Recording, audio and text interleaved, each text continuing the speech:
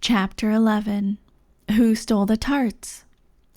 The King and Queen of Hearts were seated on their throne when they arrived, with a great crowd assembled about them.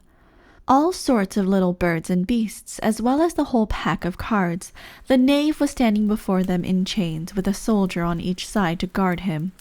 And near the king was the white rabbit, with a trumpet in one hand and a scroll of parchment in the other. In the very middle of the court was a table, with a large dish of tarts upon it.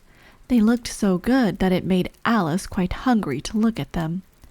"I wish they'd get the trial done," she thought, "and hand round the refreshments." But there seemed to be no chance of this, so she began looking at everything about her to pass away the time. Alice had never been in a court of justice before, but she had read about them in books, and she was quite pleased to find that she knew the name of nearly everything there. "That's the judge," she said to herself, "because of his great wig." The judge, by the way, was the king, and as he wore his crown over the wig, look at the frontispiece if you want to see how he did it, he did not look at all comfortable, and it was certainly not becoming. "And that's the jury box," thought Alice, "and those 12 creatures." She was obliged to say creatures, you see, because some of them were animals and some were birds. "I suppose they are the jurors." She said this last word 2 or 3 times over to herself, being rather proud of it, for she thought, and rightly too, that very few little girls of her age knew the meaning of it at all. However, jurymen would have done just as well. The 12 jurors were all writing very busily on slates. "What are they doing?" Alice whispered to the Griffin. "They can't have anything to put down yet before the trial's begun." "They're putting down their names," the Griffin whispered in reply, for fear they should forget them before the end of the trial. "Stupid things," Alice began in a loud, indignant voice, but she stopped hastily, for the white rabbit cried out, "Silence in the court!" And the king put on his spectacles and looked anxiously round to make out who was talking. Alice could see, as well as if she were looking over their shoulders, that all the jurors were writing down "stupid things" on their slates, and she could even make out that one of them didn't know how to spell stupid, and that he had to ask his neighbor to tell him. "A nice muddle their slates'll be in before the trial's over," thought Alice. One of the jurors had a pencil that squeaked. This, of course, Alice could not stand, and she went round the court and got behind him, and very soon found an opportunity of taking it away. She did it so quickly that the poor little juror, it was Bill the Lizard, could not make out at all what had become of it. So, after hunting all about for it, he was obliged to write with one finger for the rest of the day, and this was of very little use, as it left no mark on the slate. "Herald, read the accusation," said the king. On this, the white rabbit blew 3 blasts on the trumpet, and then unrolled the parchment scroll and read as follows. "The Queen of Hearts, she made some tarts, all on a summer day. The Knave of Hearts, he stole those tarts, and took them quite away." "Consider your verdict," the king said to the jury.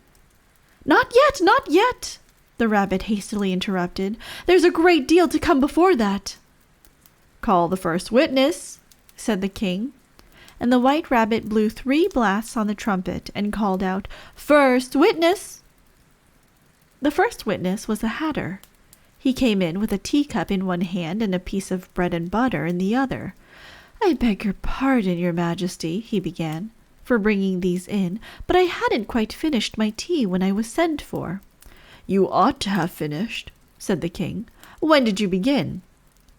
The hatter looked at the March Hare, who had followed him into the court, arm in arm with the Dormouse.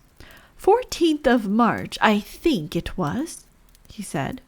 "15th," said the March Hare. "16th," added the Dormouse.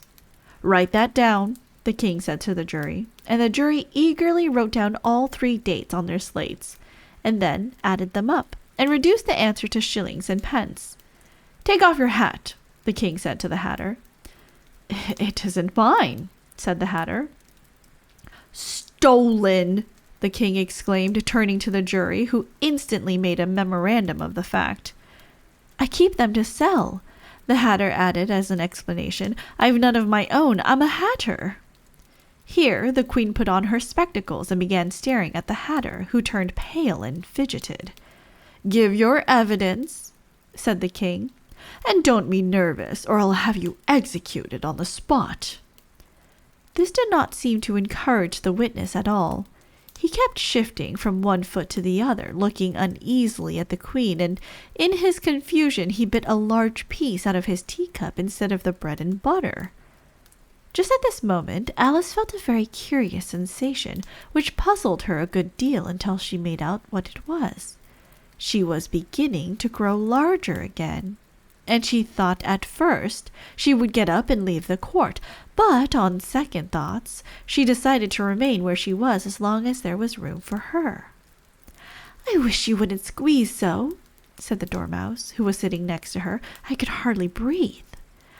"I can't help it," said Alice very meekly. "I'm growing." "You've no right to grow here," said the Dormouse. "Don't talk nonsense," said Alice more boldly. "You know you're growing too." "Yes, but I grow at a reasonable pace," said the Dormouse, "not in that ridiculous fashion." And he got up very sulkily and crossed over to the other side of the court. All this time the queen had never left off staring at the Hatter, and just as the Dormouse crossed the court, she said to one of the officers of the court, "Bring me the list of singers in the last concert," on which the wretched Hatter trembled so that he shook both his shoes off. "Give your evidence," the king repeated angrily, "or I'll have you executed, whether you're nervous or not." "I'm a poor man, your majesty," the Hatter began in a trembling voice, "and I hadn't begun my tea, not above a week or so, and what with the bread and butter going so thin, and the twinkling of the tea—" "The twinkling of the what?" said the king. "It began with the tea," the Hatter replied. "Of course twinkling begins with a T," said the king sharply. "Do you take me for a dunce? Go on."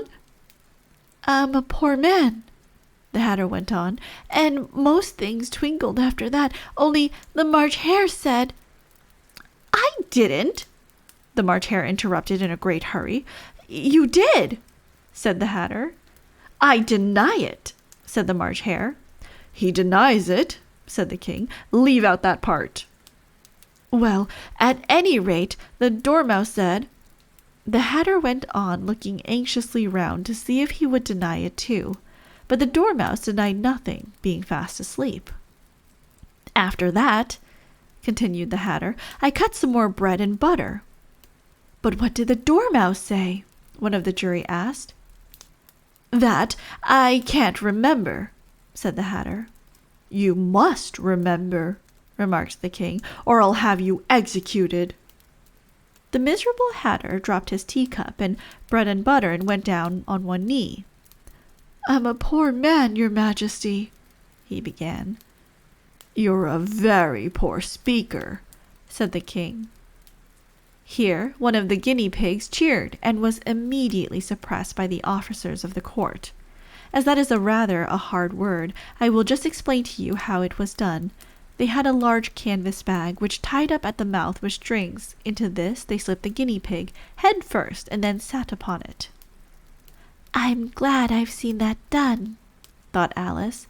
"I've so often read in the newspapers at the end of trials there was some attempts at applause, which was immediately suppressed by the officers of the court, and I never understood what it meant till now." "If that's all you know about it, you may stand down," continued the king. "I can't go no lower," said the Hatter. "I'm on the floor as it is." "Then you may sit down," the king replied. Here the other guinea pig cheered, and was suppressed. "Come, that finished the guinea pigs," thought Alice. Now we shall get on better." "I'd rather finish my tea," said the Hatter, with an anxious look at the Queen, who was reading the list of singers. "You may go," said the King, and the Hatter hurriedly left the court without even waiting to put his shoes on. "And just take his head off outside," the Queen added to one of the officers. But the Hatter was out of sight before the officer could get to the door. "Call the next witness," said the King. The next witness was the Duchess's cook. She carried the pepper box in her hand, and Alice guessed who it was even before she got into the court, by the way the people near the door began sneezing all at once. "Give your evidence," said the King. "Shan't," said the cook. The King looked anxiously at the White Rabbit, who said in a low voice, "Your Majesty must cross-examine this witness." "Well, if I must, I must," the King said with a melancholy air, and after folding his arms and frowning at the cook till his eyes were nearly out of sight, he said in a deep voice, "What are tarts made of?" "Pepper, mostly," said the cook. "Treacle," said a sleepy voice behind her. "Collar that dormouse!" the Queen shrieked out. "Behead that dormouse! Turn that dormouse out of court! Suppress him! Pinch him off with his whiskers!" For some minutes the whole court was in confusion, getting the dormouse turned out, and by the time they had settled down again, the cook had disappeared. "Never mind," said the King with an air of great relief. "Call the next witness." And he added in an undertone to the Queen, "Really, my dear, you must cross-examine the next witness. It quite makes my forehead ache." Alice watched the White Rabbit as he fumbled over the list, feeling very curious to see what the next witness would be like. "For they haven't got much evidence yet," she said to herself. Imagine her surprise when the White Rabbit read out at the top of his shrill little voice the name Alice.